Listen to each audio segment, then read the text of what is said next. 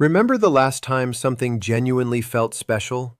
Not entertaining, not enjoyable, special. The kind of moment that stayed with you long after it ended.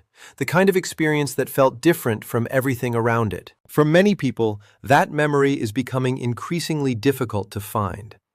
And most assume the explanation is simple. They're older, busier, more distracted, more tired. The explanation feels personal. But what if the problem isn't inside the person? What if the environment itself has changed? Because modern life contains more experiences than any generation in history. More entertainment, more information, more travel, more convenience, more access, more choice. By almost every measurable standard, the number of available experiences has expanded dramatically. And yet, something strange keeps happening. The emotional distance between ordinary and extraordinary keeps shrinking. The vacation ends, the promotion arrives, the package gets delivered. The goal is finally reached. And almost immediately, everything returns to the same emotional level. This isn't disappointment. It isn't failure. It's something stranger. Experiences that once occupied completely different places in life begin feeling psychologically similar. The extraordinary no longer feels as far away from the ordinary as it once did. And if that sounds familiar, the question becomes difficult to ignore. What if nothing feels special anymore because the system quietly eliminated the contrast that once made things special in the first place? The subject typically interprets declining emotional intensity as a personal condition. Aging, burnout, stress, overexposure.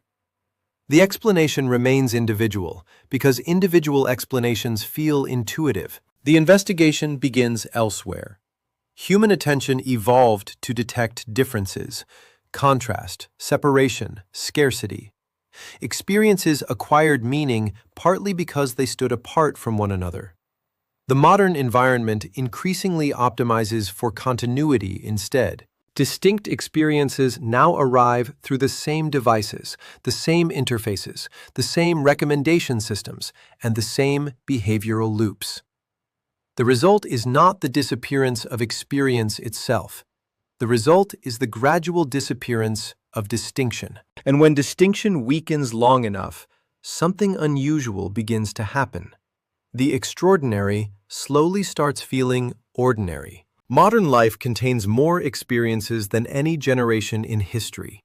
More entertainment, more destinations, more products, more opportunities, more information, more ways to spend time.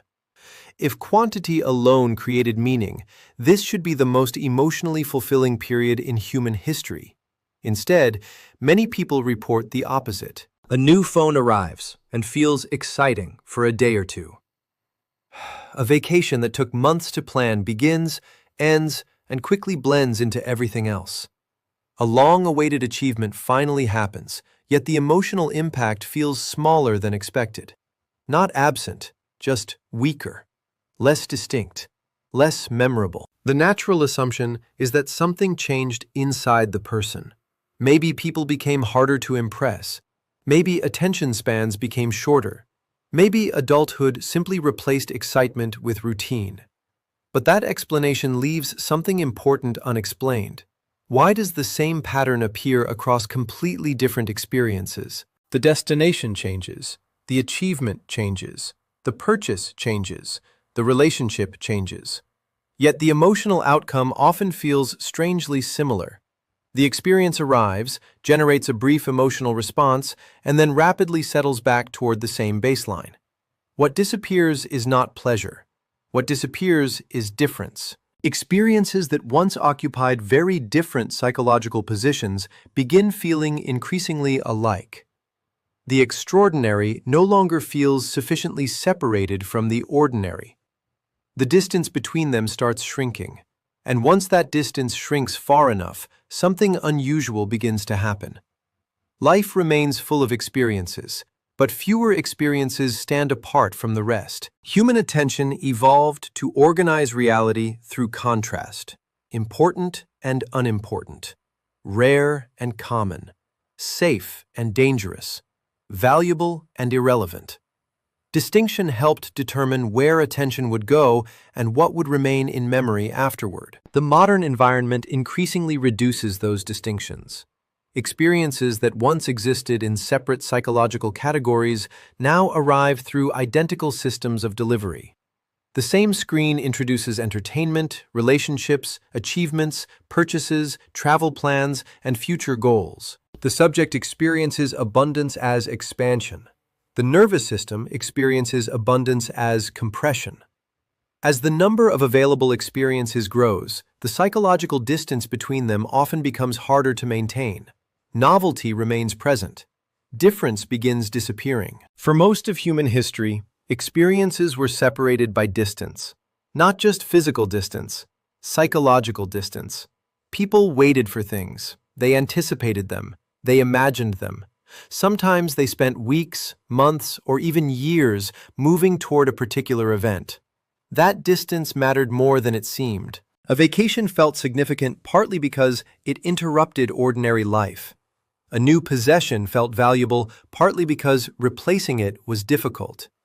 Entertainment felt memorable partly was limited. The experience existed against a background of absence. Absence created contrast, and contrast created emotional weight. Modern environments operate differently. The next experience appears before the current one has fully settled. A new recommendation appears before the movie ends. A new purchase is suggested before the previous one arrives.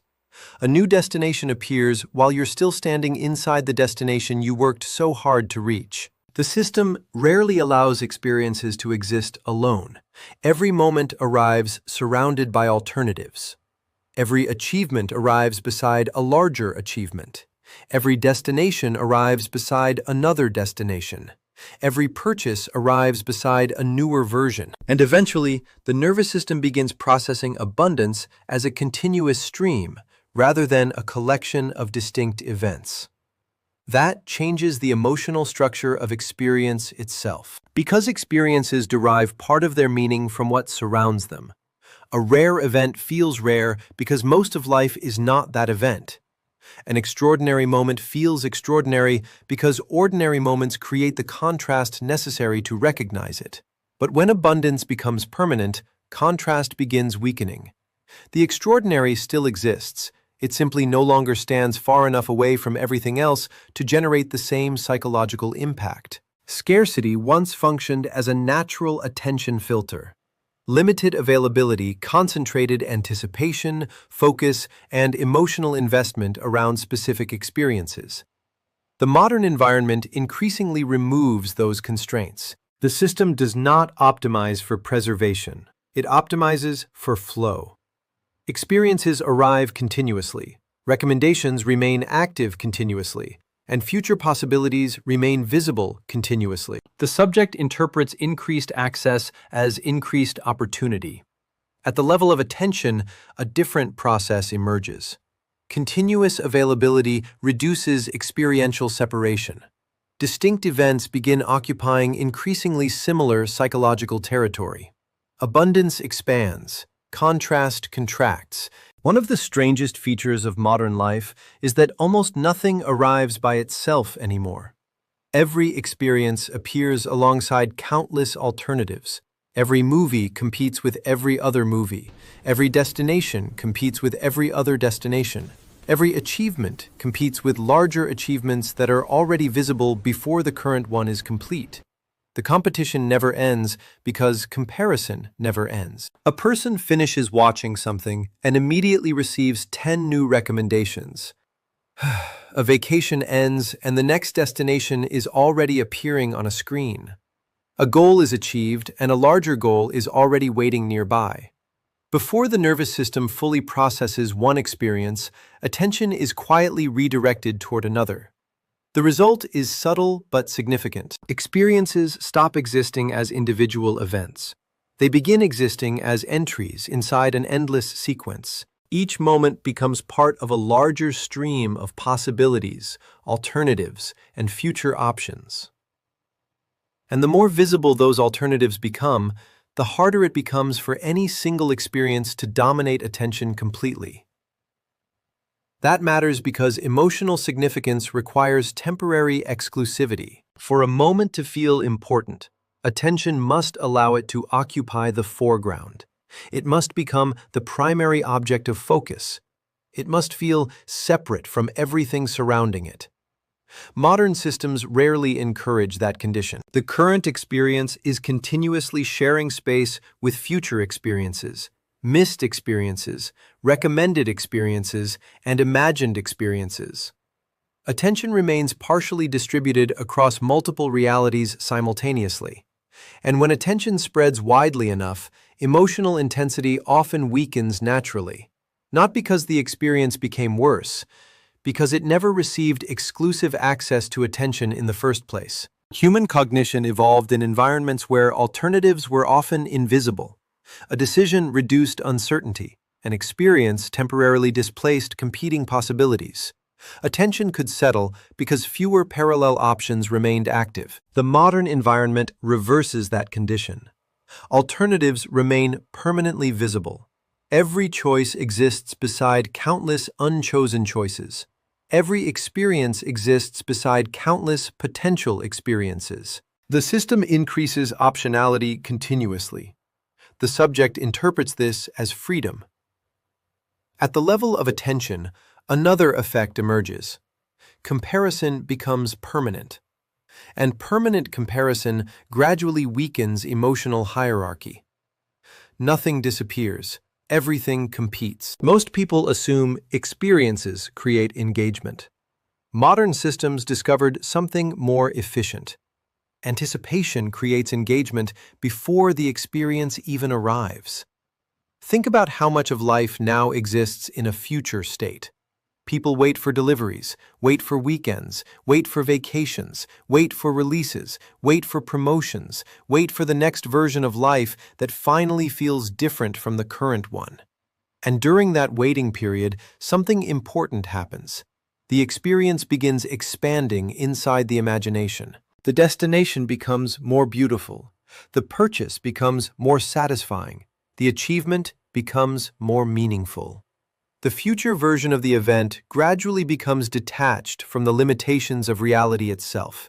Because imagination operates without friction, reality does not. Reality arrives with delays, inconveniences, distractions, fatigue, uncertainty, and ordinary details.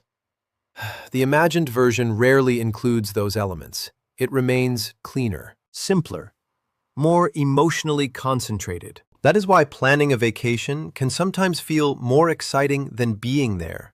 Why ordering something can feel more satisfying than owning it. Why looking forward to an event can generate stronger emotions than the event itself. The emotional peak often occurs before reality begins, and once that pattern repeats often enough, something unusual starts happening. The subject becomes increasingly invested in future experiences, while becoming progressively less satisfied by present ones. Not because reality failed, because expectation expanded beyond what reality was designed to deliver. Anticipation is one of the most efficient engagement mechanisms available to any system. It generates attention, emotional investment, and behavioral commitment without requiring immediate fulfillment. The subject remains psychologically connected to the desired outcome, while the outcome remains unavailable. During that period, expectation continues growing. The experience becomes emotionally active before it physically exists. The modern environment increasingly operates inside that gap.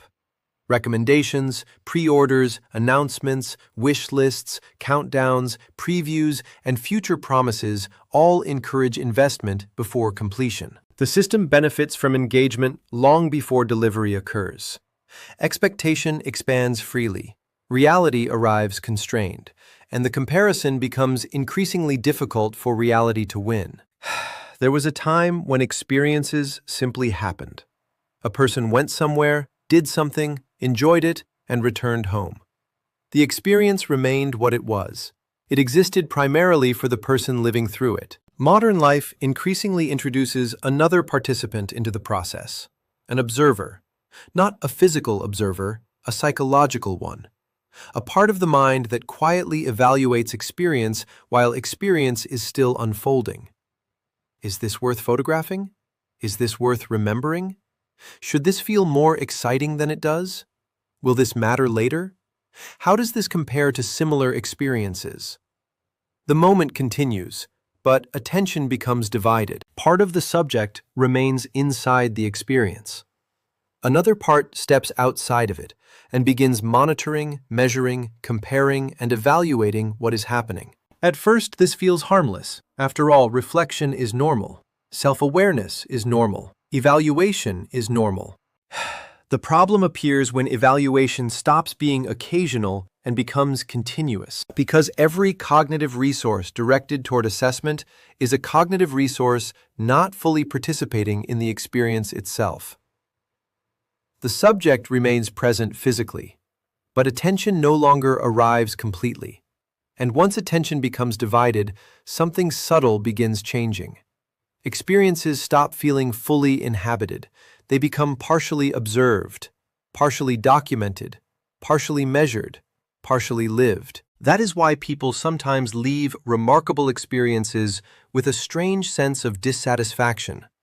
Not because the experience lacked value, because part of attention never stopped evaluating whether the experience was valuable enough. The moment was experienced, but it was never fully entered. Continuous self-observation alters participation. The subject increasingly occupies two positions simultaneously: participant and evaluator. One part of cognition engages with the experience directly. Another part monitors the experience from psychological distance. Modern environments reinforce this split continuously. Metrics, ratings, reactions, documentation systems, social feedback loops, and permanent archives all encourage observation alongside participation. The subject becomes accustomed to viewing experience through an external frame of reference. Attention no longer focuses exclusively on what is happening. It also focuses on how what is happening should be interpreted. The moment remains present. Full immersion declines. And when immersion declines long enough, experience gradually loses some of its emotional depth, regardless of the quality of the experience itself. Maybe nothing feels special anymore, because nothing stays special for very long. Human beings possess an extraordinary ability to adapt. That ability helps us survive change, recover from hardship, and function inside constantly shifting environments. But the same mechanism produces a consequence that many people rarely notice. The mind normalizes almost everything. The new phone becomes your phone. The new house becomes your house. The dream job becomes work. The achievement becomes history. The extraordinary becomes familiar. And familiarity changes perception more than most people realize. When something first enters life, attention naturally moves toward it. The experience stands apart from everything surrounding it. It feels different, distinct, noticeable. But over time, the nervous system stops allocating the same level of attention to what has become predictable. This is not a malfunction, it is efficiency. The brain continuously reallocates resources toward what appears new, uncertain, or potentially important. Familiar experiences gradually move into the background, so attention can focus elsewhere. The problem is not adaptation itself. The problem emerges when the environment begins accelerating adaptation faster than experiences can accumulate meaning. Every week introduces new stimuli, new content, new products, new destinations, new trends, new expectations. Before one experience fully settles into memory, another arrives demanding attention. The cycle repeats so quickly that novelty rarely remains novel for long. And eventually, people begin interpreting a perfectly normal process as evidence that something is missing. Maybe the purchase wasn't significant enough. Maybe the achievement wasn't large enough. Maybe the destination wasn't exciting enough. So the search continues. A bigger goal, a stronger experience, a newer version, a larger emotional reward. But the cycle keeps repeating because the problem was never the size of the experience.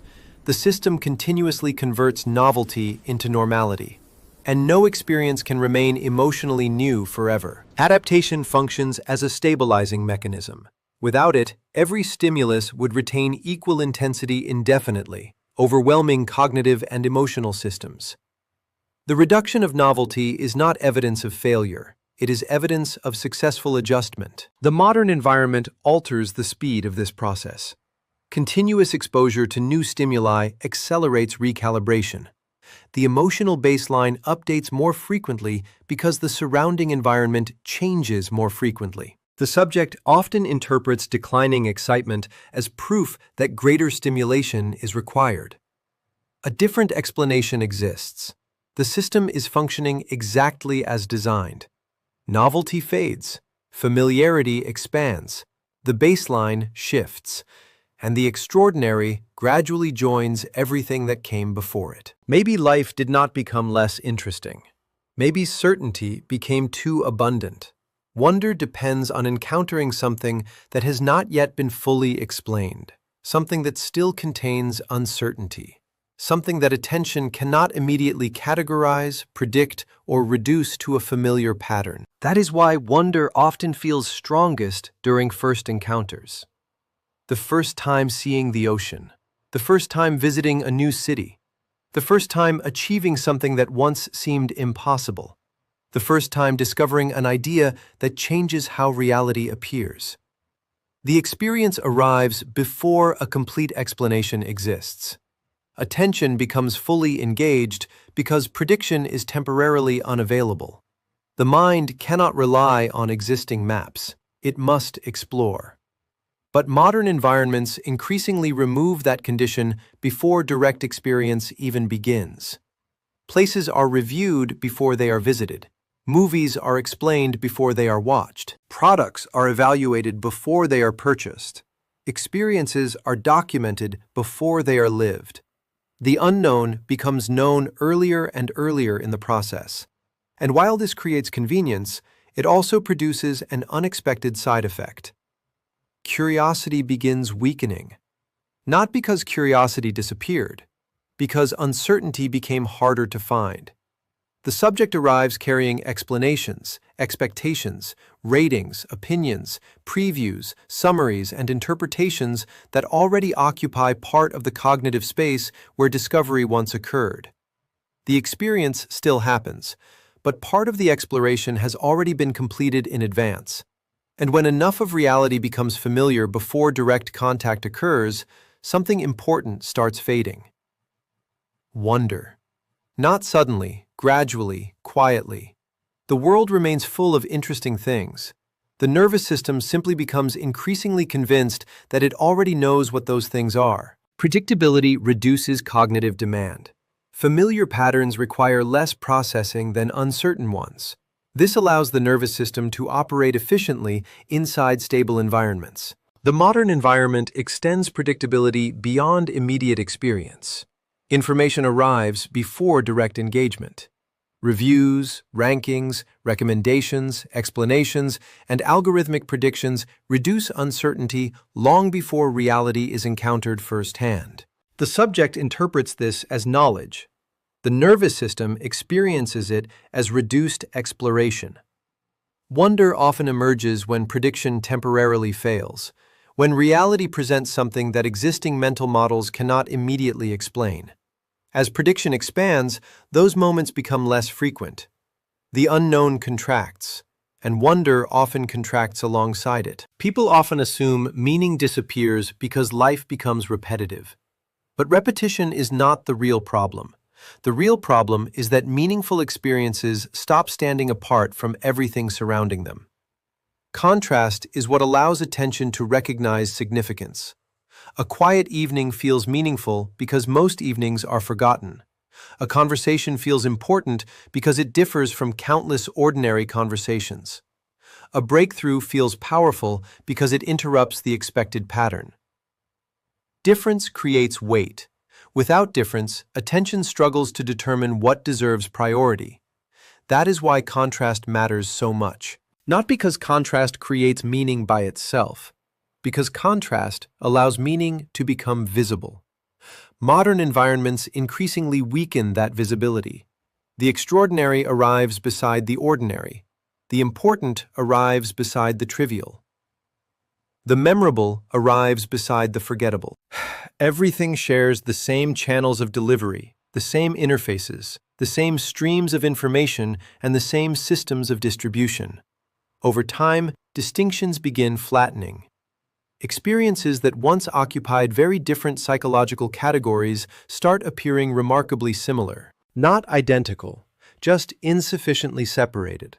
And when separation weakens long enough, attention begins responding differently. The subject no longer asks whether something is meaningful. The subject asks whether something feels different enough to notice. That question becomes increasingly difficult to answer, because modern systems are remarkably effective at producing continuity. One experience flows into another. One recommendation follows another.